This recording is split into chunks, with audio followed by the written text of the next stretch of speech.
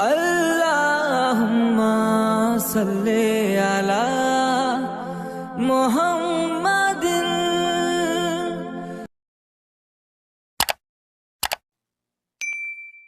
ہر انسان کے اندر اللہ رب العزت نے بے شمار صلاحیتیں رکھی ہیں، بے شمار. یہ بورڈ کا درخت ہم نے دیکھا ہے، بورڈ بڑا ہوتا ہے، کئی فکروں تک بھی اس کا سایہ چلا جاتا ہے. اس کا بیج کبھی دیکھا ہے جس سے یہ نکلتا ہے؟ اس کا بیج سوئی کے نکے سے جتنا ہوتا ہے، سوئی کے نکے جتنا. اب کوئی بندہ اندازہ کر سکتا ہے کہ سوئی کے نکے جتنے بیج میں سے ایک پودا نکلے گا، اس کی جڑیں ہوں گی، اس کی شاخیں ہوں گی، اس کے تنے ہوں گے، اور وہ تھوڑے ہی عرصے میں کہاں سے کہاں پھیل جائے گا اگر اسے صحیح وقت پہ پانی مل جائے، اسے صحیح ماحول میں اثر آ جائے. وہ کیا سے کیا بن جاتا ہے. یہی حقیقت آپ کی اور میری ہے. اگر انسان کو صحیح تربیت مل جائے، صحیح تعلیم مل جائے، صحیح ماحول مل جائے، اور وہ اپنی صلاحیتوں کو صحیح کر کے باہر نکالنا شروع کر دے، تو وہ اتنا بڑا ہی درخت بن جاتا ہے کہ اس کے سائے سے پھر آخری دم تک لوگ فیض یاب ہوتے ہیں. جب یہ عزم اور توکل آپ کے اندر اکٹھا ہوں گے تو بدلے میں آپ کو ملے گا کیا؟ اللہ رب العزت اس کے بدلے میں کیا عطا فرمائے گا؟ اس کے بدلے میں اللہ رب العزت فرماتا ہے کہ جو لوگ پھر مجھ پر توکل کرتے ہیں، صرف عزم نہیں کرتے، عزم کے بعد جو مجھ پر توکل کرتے ہیں، مجھ پر بھروسہ رکھتے ہیں، یحب المتوکلین، تو اللہ رب العزت ان توکل کرنے والوں سے محبت کرتا ہے. توکل کیا ہے؟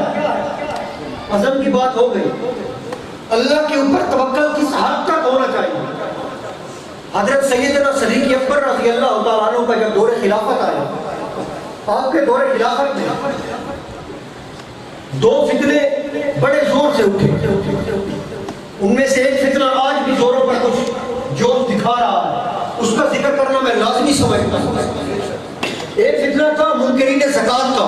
لوگ کہتے تھے ہم کلمہ پڑھیں گے، نماز پڑھیں گے، روزہ رکھیں گے، حج ادا کریں گے، لیکن زکوٰۃ نہیں دیں گے. اور دوسرا فتنہ تھا کہ ہر قبیلے میں ایک نیا نبی کھڑا ہو گیا، مردوں میں سے بھی، بعض جگہوں میں عورتوں میں سے بھی، کہ ہم نبی ہیں. یہ دو فتنے کھڑے ہوئے. سرکار سیدنا صدیق اکبر نے صحابہ کرام کو بلایا کہ ہمیں کیا کرنا چاہیے. صحابہ نے مشورہ دیا کس طرح کیا جائے. جو لوگ منکرین ختم نبوت ہیں، جو ختم نبوت کا انکار کرتے ہیں، پہلے ان سے جنگ کی جائے، بعد میں جو منکرین زکوٰۃ ہیں ان کے ساتھ بعد میں نپٹا جائے گا. کیونکہ وہ کم از کم کلمہ تو پڑھتے ہیں، نماز پڑھتے ہیں، روزہ رکھتے ہیں، حج ادا کرتے ہیں. صرف زکوٰۃ کا انکار کرے تو بعد میں ان سے نپٹ لیں گے. پہلے منکرین ختم نبوت کے ساتھ نپٹا جائے. تو پتہ ہے صدیق اکبر کا توکل کیا تھا؟ ایک طرف جمیع صحابہ کی رائے ہے. صدیق اکبر فرماتے ہیں کہ جو شخص کریم آقا کے زمانے میں اپنے اونٹ کی رسی بھی زکوٰۃ میں دیتا تھا، اب میرے دور خلافت میں اگر وہ اونٹ کی رسی زکوٰۃ میں نہیں دے گا تو ابو بکر اس کے ساتھ بھی جنگ کرے گا. اگر مجھے یقین ہو کہ باہر سے لشکر آئیں گے اور اس شہر کو ختم کر دیں گے اور ابو بکر کے لاشے پر بھیڑیے اور چیتے اور جانور چھوڑ دیے جائیں گے اور وہ میرے لاشے کو گھسیٹ کر مدینے کی گلیوں سے باہر لے کے چلے جائیں اور یہ چرندے اور پرندے آ کر میرے لاشے کو نوچ دیں، میں تب بھی ان لوگوں کے خلاف جہاد کروں گا. اور آپ نے منکرین ختم نبوت کا بھی خاتمہ کیا. ایک بدبخت آج کے دور میں یہی بات کہتا ہے. پچھلے ہفتے اس بدبخت نے بکواس کی کہ جو منکرین ختم نبوت ہے وہ تو صرف ایک ہی بات کا انکار کرتے ہیں، باقی تو ہمارے جیسے ہیں. تمہیں شرم نہیں آتی بکواس کرتے ہوئے کہ وہ تو ایک ہی بات کا انکار کرتے ہیں، باقی تو وہ قادیانی مرزائی جو ہے، جو آمدی ہے، جو لاہوری ہے، وہ ایک ہی بات کا انکار کرتے ہیں، باقی تو ہمارے جیسے ہیں. صدیق اکبر فرماتے ہیں کہ جو ایک زکوٰۃ کا انکار کرتا ہے وہ ایک رسی بھی نہیں دے گا تو ہم ان سے جہاد کریں گے. ہم اپنی تعداد کو نہیں دیکھیں گے، ہم اپنی کمی کو نہیں دیکھیں گے. ہم اللہ پر توکل رکھنے والے ہیں. جب ہم حق پر ہیں ہم ان کے خلاف جہاد کریں گے. جو سرکار کی نبوت کے خلاف بات کرتا ہے، سرکار کے ختم نبوت پر آواز اٹھاتا ہے، اس کے خلاف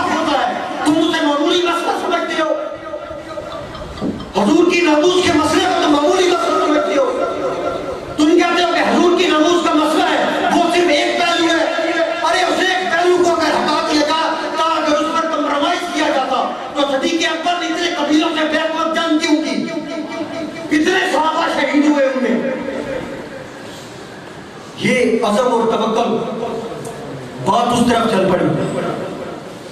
جب تک یہ عزم و توکل ہمارے اندر نہیں آئے گا، نہیں دیکھنا کہ دنیا کے لوگ کیا کہتے ہیں، اور کہ وہ بڑے اقتدار میں ہیں، وہ بڑے طاقت میں ہیں، وہ بڑی پاور میں ہیں. کیا ہے ان کی پاور، کیا ہے ان کی طاقت؟ اگر تم پختہ ارادہ کر لو اور اللہ پہ توکل کر لو اور اللہ کی طاقت تمہارے ساتھ شامل ہو جائے تو دنیا کی کون سی طاقت ہے جو تمہارا مقابلہ کر سکتی ہے؟ اسلام کی تاریخ میں آج تک مجھے کوئی واقعہ عالم دین ایک واقعہ بتا دے کہ مسلمانوں کی تعداد بہت زیادہ تھی اور کفار کی تعداد تھوڑی تھی. ہمیشہ حق کی تعداد ظاہراً کم رہی ہے، باطل کی تعداد زیادہ رہی ہے، لیکن فتح ہمیشہ حق کو ہوئی ہے. اگر آپ لوگ طاقت اور مقدار کا معائنہ محاصرہ کرتے ہیں تو پھر تو آپ کہیں گے کہ یزید حق پر تھا، حسین حق پہ نہیں تھا. پھر تو آپ کہیں گے غزوہ بدر میں وہ 313 حق پہ نہیں تھے، وہ 1000 حق پہ تھے. ان کے مقابلے میں تو فتح کس کو ہوئی؟ آج ذکر یزید کا باقی ہے یا حسین کا؟ آج ذکر بدر والوں کا باقی ہے یا منافقین کا؟ یہی وہ عزم و توکل ہے کہ جب تم ارادہ کر لو تو اللہ پر توکل کر لو، اور جب تم نے اللہ پر توکل کر لیا تو بس پھر تمہارے بیڑے میں. حضرت اب تھوڑا اس طرف آتے ہیں. حضرت فضیل بن عیاض، توکل کے حوالے سے بات ہو رہی تھی. حضرت فضیل بن عیاض سے کسی نے پوچھا کہ کس طرح پتہ چلے گا کہ یہ بندہ اللہ پر توکل کرنے والا ہے، کس طرح پتہ چلے گا کہ یہ بندہ اللہ پر توکل کرنے والا ہے، اللہ سے محبت کرنے والا ہے؟ حضرت فضیل بن عیاض فرماتے ہیں کہ وہ بندہ جس کے لیے عطا اور منع برابر ہو جائے، سمجھ لو وہ متوکل ہے اور اللہ سے محبت کرنے والا ہے. عطا اور منع کس طرح برابر ہو جائے کہ اگر اسے نعمتوں سے نوازا جا رہا ہے وہ تب بھی اللہ کا شکر ادا کرے، وہ تب بھی اللہ کا ذکر کرے، اور اگر اسے ان نعمتوں سے محروم کر دیا جائے، چاہے اولاد دی گئی تب بھی وہ اللہ کا ذکر کرے، اس سے اولاد لے لی گئی تب بھی وہ اللہ کا ذکر کر رہا ہو، اگر اس کو آنکھوں کی نعمت دی گئی وہ تب بھی اللہ کا شکر ادا کر رہا تھا، اس سے یہ بینائی کی نعمت لے لی گئی تب بھی وہ اللہ کا شکر ادا کر رہا ہے، اسے رزق کی فراوانی کی گئی تھی تب بھی وہ اللہ کا شکر ادا کرتا تھا، اس سے رزق میں کمی کر دی گئی تب بھی وہ اللہ کا شکر ادا کرتا ہے، اس کو گھریلو حوالے سے خوشحالی عطا کی گئی تھی وہ تب بھی اللہ کے ساتھ محبت کرنے والا تھا، اللہ کا ذکر کرنے والا تھا، اور جب اس کے گھریلو معاملات میں تنگی کر دی گئی وہ تب بھی اللہ کا ذکر ادا کر رہا ہے، ذکر کر رہا ہے. تو اس کا مطلب ہے وہ بندہ اللہ سے محبت کرنے والا ہے، اور یہی بندہ ہے جو اللہ پر توکل کرنے والا ہے. آج ہم میں سے ہر ایک کو آج صبح یہی بات ہو رہی ہے، کسی نہ کسی پریشانی کا سامنا ہے.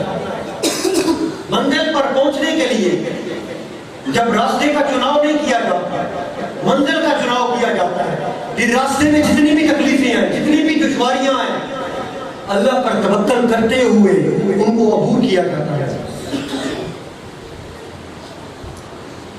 میں اختتام کی طرف آتا ہوں، وقت پہلے بھی کافی ہو چکا ہے.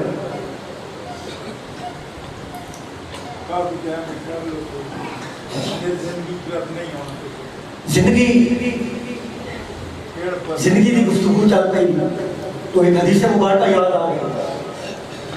آج کے جو موضوع چل رہا ہے اسی کے ساتھ اسی تناظر میں اس کو آپ دیکھیے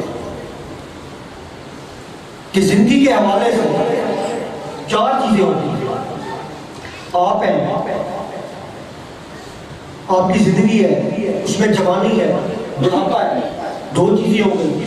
دوسری چیز آپ کی زندگی میں ہوتی ہے آپ مال کماتے ہیں، اور چوتھی چیز آپ کی زندگی میں ہوتی ہے آپ مال خرچ کرتے ہیں. ترمذی شریف کی، بخاری شریف کی حدیث مبارکہ ہے کہ اللہ رب العزت قیامت کے دن بندے کے قدم اپنے آگے سے ہٹنے نہیں دے گا جب تک اس سے 4 سوال نہ کرے.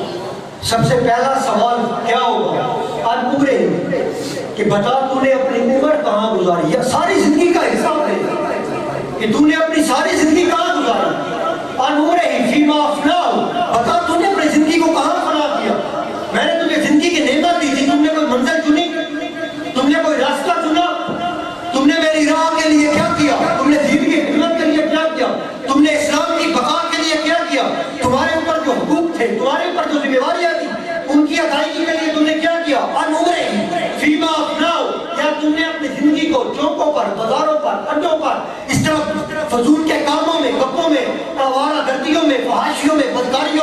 بدافعالیوں میں ضائع تو نہیں کر دیا؟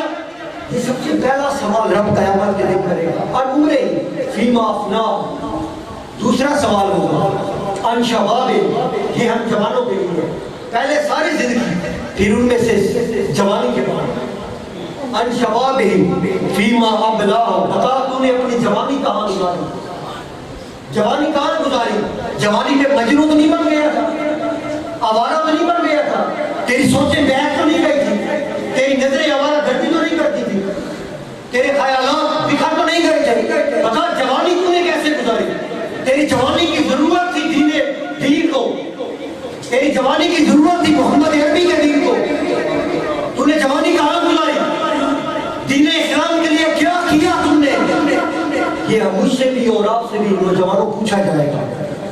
اور اگلا سوال انوالے مینائن عید کا سوال کہ بتا یہ تو نے جو مال کمایا تھا یہ کہاں سے کمایا؟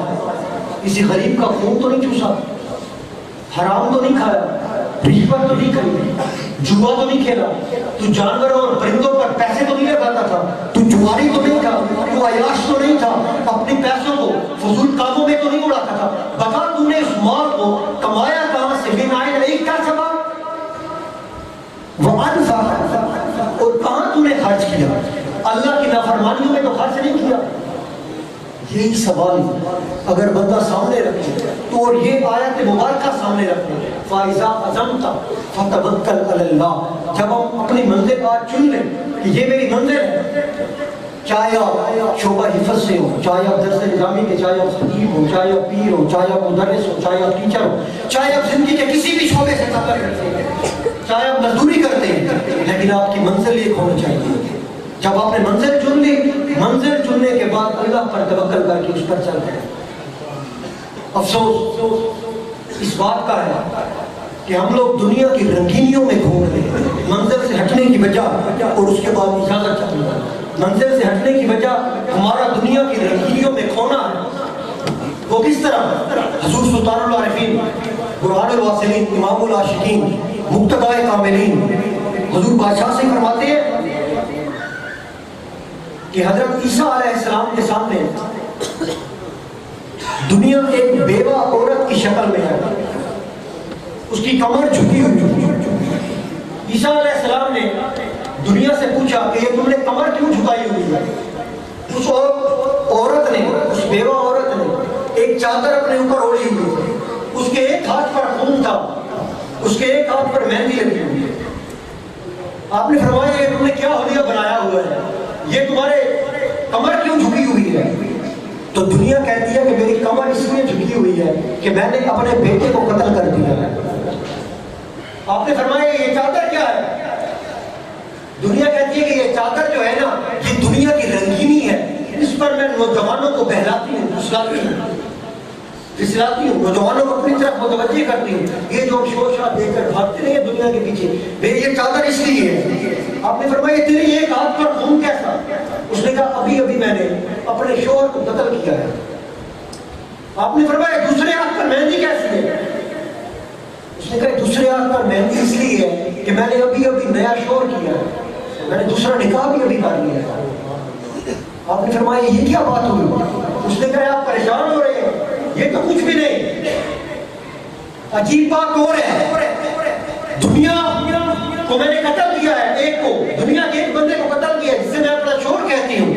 ایک سے میں نے ابھی نکاح کیا ہے، اسے بھی اپنا شوہر کہہ رہی ہوں. آپ ان باتوں پر پریشان ہو رہے ہیں. عجیب تو یہ ہے کہ میں ایک کو قتل کرتی ہوں، دوسرا پھر میری محبت میں مبتلا ہو جاتا ہے.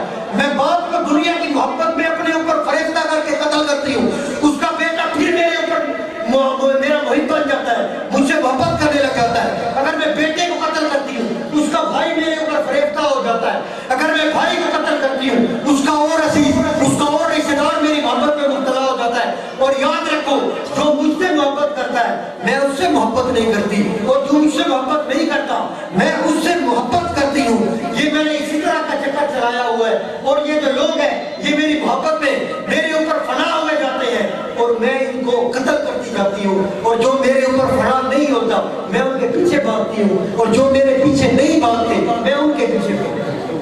اور یہی حضور بادشاہ سے فرماتے ہیں الستو بربکم، سنیں دل میرے نت کالو بلا کہندے دنیا میں آئے ہیں، ہم میں سے ہر ایک یہاں پہ جتنے بیٹھے ہیں کلمہ گو ہیں، اللہ کا ذکر کرنے والے ہیں، جانتے ہیں اسی کی بارگاہ میں لوگ کہ جانا ہے عالم ارواح سے، جہاں سے روحیں آئی ہیں واپس جانی ہے، پتہ ہے نا؟ تو عالم ارواح میں کہا الستو بربکم، اس وقت سے لے کر آج تک ہم بھی اسی راہ کے مسافر ہیں۔ الستو بربکم سنیا دل میرے نت کالو بلا کگندی ہوں، بھوٹو وطن دی غالب ہو ہک پل سوڑ نہ دیندی۔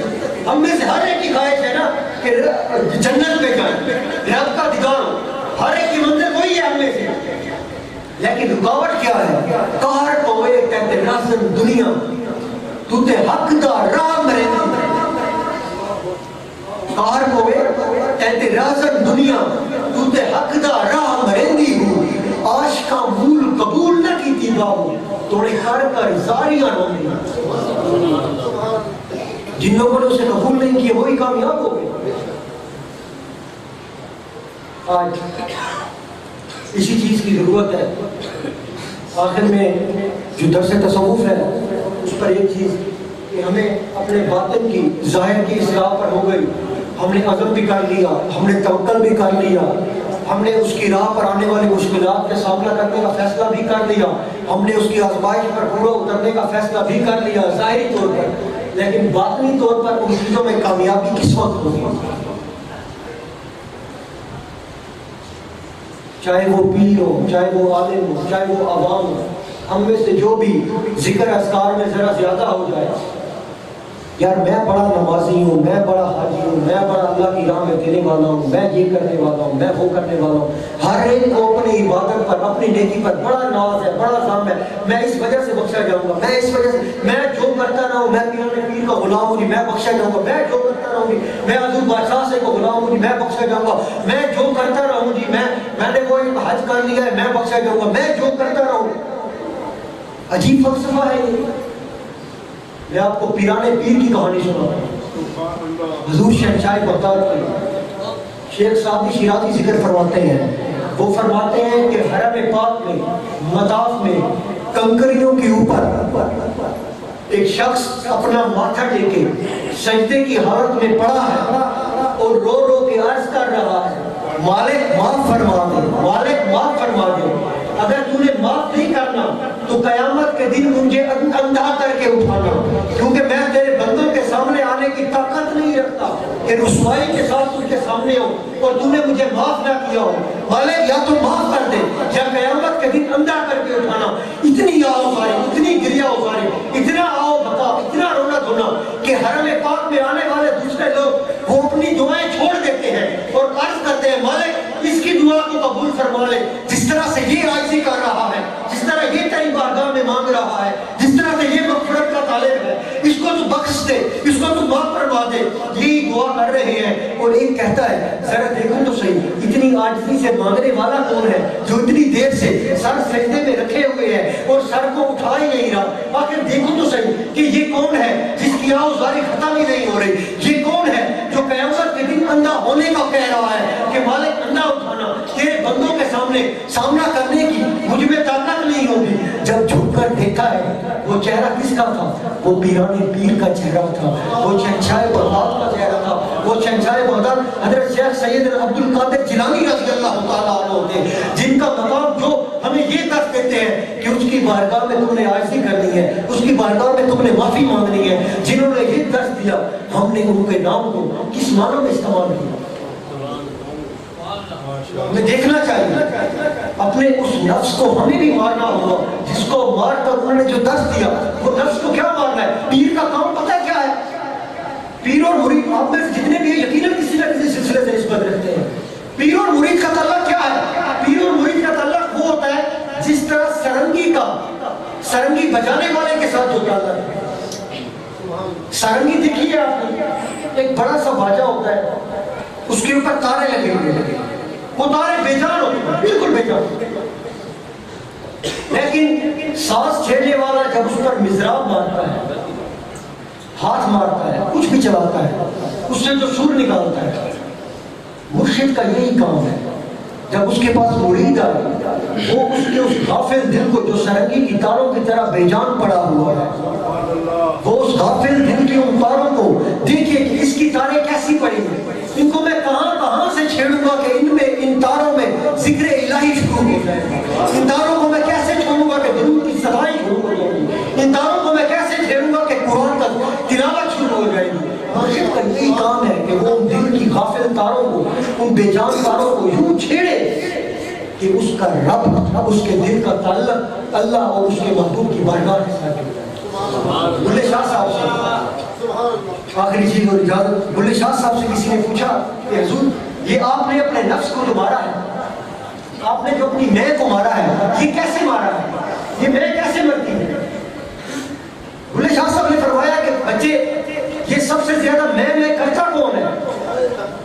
یہ جو بکری ہے نا، بکری یہ سب سے زیادہ میں کرتی ہے۔ اس نے کہا جی حضور بکری بڑی میں کرتی ہے۔ فرمایا کہ یہ بکری جو میں کرتی ہے اس کو کرو ذبح، اس کو ذبح کرنے کے بعد اس کا گوشت الگ کرو، اس کی آنتیں الگ کرو، اب اس کی آنتوں کو جا کر آگ میں ڈال دو، آگ میں ڈالنے سے پہلے دھوپ پر رکھو، جب یہ خشک ہو جائے پھر آگ میں ڈالو، جب جل جائے پھر جو راکھ ہوگی وہ اترے گی اور ایک دھاگا نکلے گا، وہ دھاگے کی شکل بن جائے گی، ان کو بنانا ہے، ملانا ہے، وہ ملا کر آ کر تم نے اس سارنگی کے اوپر، اس مزراب کے اوپر، اس باجے کے اوپر لگا دینا ہے۔ اب جب تم نے اس دھاگے کو لگا دیا جو بکری کی آنتوں سے، میں تو بولتا ہوں اندر سے آواز نکلتی ہے تو بکری کی میں بھی اس کی آنتوں سے نکلتی ہے، اب وہی جانتے ہیں یہ 3-4 مرحلے طے کرنے کے بعد ذبح ہونے کا، دھوپ میں جلنے کا، آگ میں جلنے کا، عیسائی کا، یہ مرحلے گزرنے کے بعد اب ان کو جب تم اس باجے پر لگاؤ گے، اب اس پر تم کوئی بھی چیز مارو، چاہے انگلی مارو، چاہے لکڑی مارو، چاہے کچھ بھی مارو، اب اس میں سے میں کی آواز نہیں آئے گی، تو کی آواز آئے گی۔ اب اس سے کس چیز کی آواز آئے گی؟ تو کی آواز آئے گی۔ فرمایا کہ اگر تم اپنے اس نفس کو مارنا چاہتے ہو نا تو پہلے اس کو ذبح کرو، پختہ ارادہ کر لو نا اور اللہ پہ توکل کر لو، میں نے نفس کی نہیں مارنی۔ نفس کو مارنے کے بعد پھر کیا کرنا ہے؟ پھر اس کو چلانا ہے، دھوپ پہ رکھنا ہے، پھر یہ نہیں دیکھنا کہ روزے گرمیوں کی ہے کہ سردیوں کی ہے، پھر یہ نہیں دیکھنا کہ میری نیند پوری ہوئی ہے کہ نہیں ہوئی، نماز کے لیے جاگنا ہے یا نہیں جاگنا، پھر یہ نہیں دیکھنا کہ تلاوت کے لیے ابھی وقت ہے یا نہیں ہے، پھر تم نے اپنے آپ کو آگ میں بھی جلانا ہے، ابھی آگ والی منظر رہتی ہے، پھر تمہارے اوپر جو بھی کیفیت ہو تم سے ذکر الہی اور ذکر رسول نہیں چھوٹنا چاہیے۔ جب یہ چیزیں تم کر لو گے پھر تمہارے اوپر جو بھی مصیبت آئے گی، جو بھی تکلیف آئے گی، جو بھی آزمائش آئے گی، دنیا کی کوئی بھی چیز جب تم سے ٹکرائے گی تو تم سے میں نہیں آئے گی، تم کہو گے جو کچھ بھی ہے قادر دیت ڈور اساڈی باہو جمیں رکھے اونج رہی، پھر تم لوگوں کہ جس حال میں بھی ہے اس کا شکر ہے، پھر تم متوکلین میں سے شمار ہو جاؤ گے، اور جب متوکلین میں شمار ہو گئے تو پھر تم محبین میں شمار ہو جاؤ گے، کیونکہ مالک فرماتا ہے واللہ یحب المتوکلین کہ اللہ رب العزت توکل کرنے والوں سے محبت فرماتا ہے۔ بادشاہ سے فرماتے ہیں پاٹا دامن ہویا پرونا کچرا سینے درسی حال دا محرم کوئی نہ ملیا، جو ملیا سو غرضی ہوں، باج مربی کسے نہ لگی، کچھ ہی رمز اندر دی ہوں، اس سے راول جائیے باہو۔ جو چیز میں نے آپ کو ابتدا میں کہی ساری تقریر کو یہ جملے میں لا رہا ہوں، اس سے راول جائیے باہو۔